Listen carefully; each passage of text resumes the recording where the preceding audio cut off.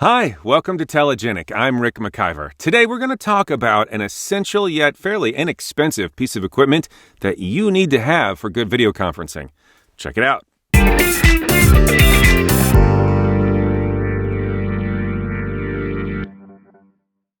Okay, so last time I told you to push your camera or your computer away from you so that the person you're talking to has more context about your environment.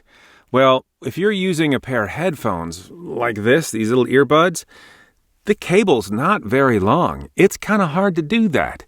So today's essential piece of equipment, an extension. So if I'm using these earbuds that go with the iPhone, they have this little lightning cable adapter like this.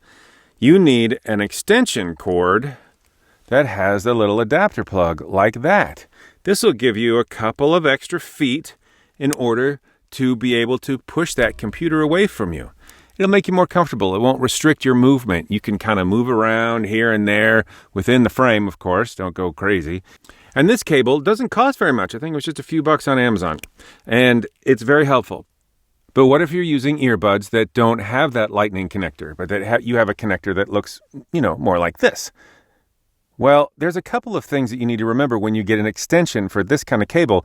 And this is either called a mini jack or some people call it an 1/8-inch plug.